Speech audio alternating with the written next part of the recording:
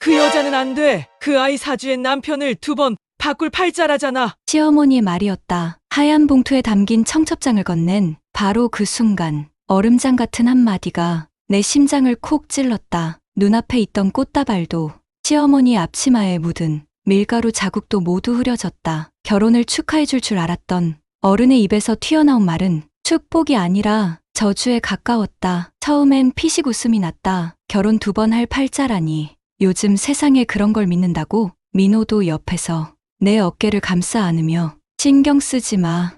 우리 사랑에 무슨 사주가 필요하냐며 말려주었다 하지만 그 웃음은 오래가지 못했다. 며칠 뒤 시어머니가 점을 보러 갔다가 돌아오셨을 때의 표정을 나는 아직도 잊지 못한다. 입술을 굳게 다문 채 말없이 앉아 있다가 내게 물었다. 어릴 때 부모님 이혼하셨지? 나는 당황해서 고개를 끄덕였다. 그건 내 시어머니는 깊은 한숨을 내쉬며 말했다. 그래.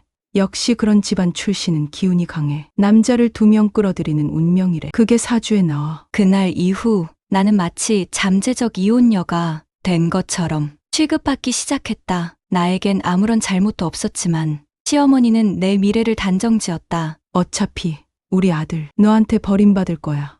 결혼을 준비하는 내내 시어머니는 내게 온갖 이유로 딴지를 걸었다. 예복 고르러 가는 날에도 따라오셔서 이 드레스는 이혼녀들이 많이 입는 스타일이야라고 했다. 예식장 계약서를 앞에 두고도 예약은 내가 아니라 민호가 했으면 좋겠어. 나중에 문제 생기면 책임 소재가 명확하니까라고 하셨다. 결국 결혼식 날 아침 나는 웨딩드레스를 입은 채 대기실에 앉아 울고 말았다. 메이크업 아티스트가 내 눈 밑을 닦아주며 신부님, 이 순간만은 행복하셔야 해요라고 말했지만 그 순간조차 시어머니의 말이 귓가에 맴돌았다. 남편을 2번 바꿀 여자. 나는 몰랐다. 그 말이 실제로 내 삶을 옥죄기 시작할 줄은. 결혼식이 끝난 그 순간부터 나는 결혼이 아니라 의심과 함께 살게 될 줄은 나는 철저히 감시당했다. 신혼 첫날 아침 나는 평소처럼 회사에 나가려 옷을 입고 화장을 하고 있었다. 그날따라 약속도 있고 해서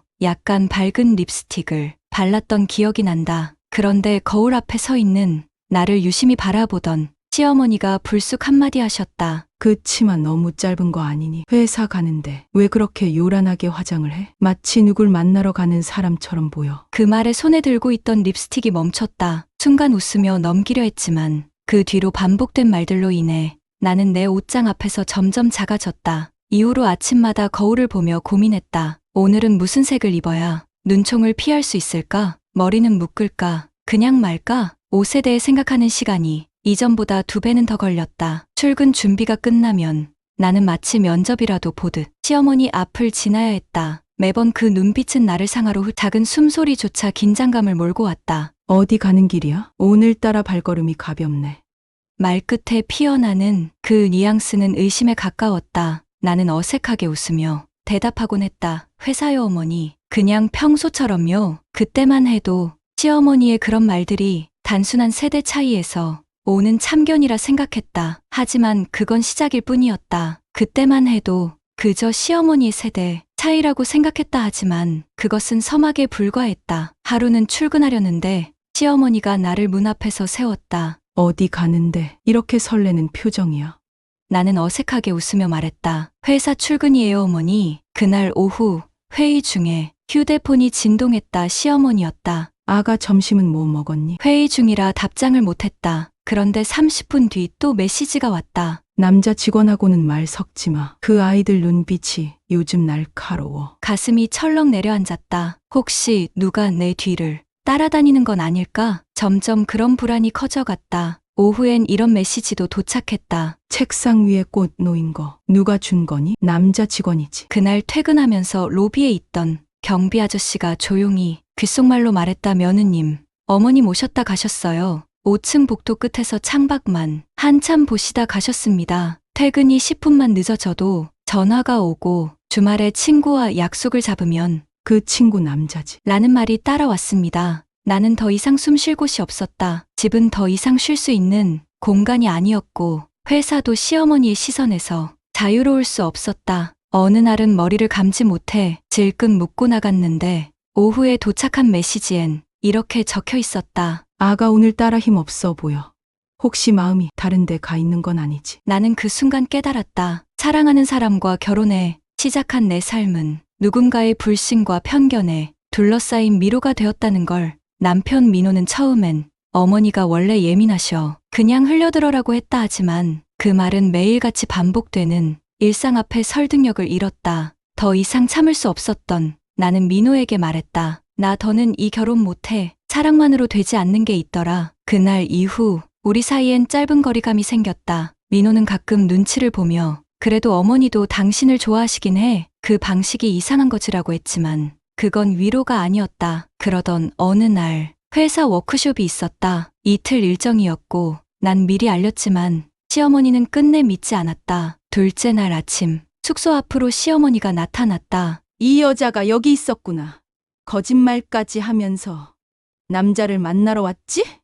모두가 보는 앞에서 소리를 지르던 시어머니의 얼굴. 그날 나는 회사로 복귀하면서 마음을 정리했다. 우린 같이 살아야 할 가족이지. 저기 아니잖아요. 그 말은 민호 앞에서 했다. 민호는 한참을 말없이 내 말을 듣고 조용히 말했다. 내가 그 벽이 되어줄게. 며칠 뒤 민호와 나는 시어머니를 모시고 조용한 찻집에 갔다. 미리 준비한 서약서와 영상, 편지를 보여주기 위해서였다. 나는 울먹이며 말했다. 어머니 사주대로 2번 결혼했습니다. 첫 번째는 식장에서, 두 번째는 지금 이 자리에서. 둘 다 민호 씨와입니다. 시어머니는 아무 말 없이 손수건을 꺼냈다. 그 말이 진심이냐?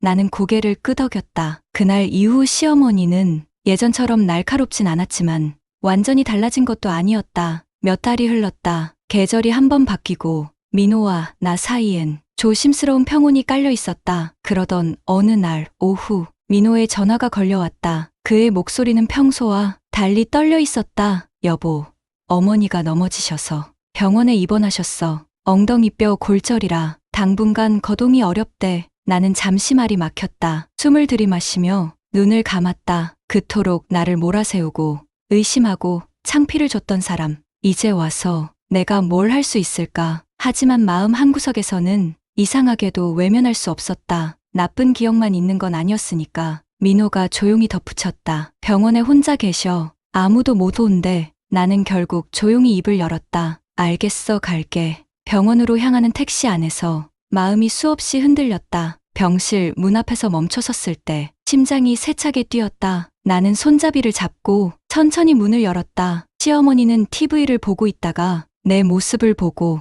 고개를 획 돌렸다. 목소리는 예전과 다름없이 날이 서 있었다. 왜 왔냐? 나는 조용히 말했다. 간병 도우러 왔어요. 처음엔 무뚝뚝하던 시어머니도 약을 챙겨드리고 식사를 도와주는 내 손길을 조금씩 받아들이기 시작했다. 어색한 시간이 흐르고 하루는 시어머니가 말했다. 그땐 미안했어. 내 아들이 상처받을까봐. 내가 지혜 겁을 먹었나봐.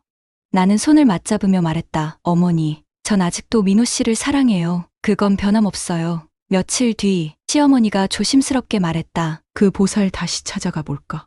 나는 피식 웃으며 대답했다. 같이 가요. 이번엔 제 사주 직접 보여드릴게요. 점집에 도착하자 보살은 우리를 보며 놀랬다. 인연이 아주 깊은 사람들이네. 전해왔던 사주는 잘못 봤어. 이 며느리는 이 집에 복을 들이는 사주야. 시어머니는 멍한 얼굴로 고개를 끄덕였다. 그랬구나.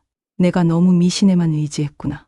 그날 이후 시어머니는 내게 요리를 가르쳐주며 함께 웃었다. 전엔 의심하던 눈빛 대신 따뜻한 눈으로 날 바라봤다. 1년 후 우리는 아이를 가졌고 시어머니는 누구보다 먼저 축하해 주었다. 우리 손주.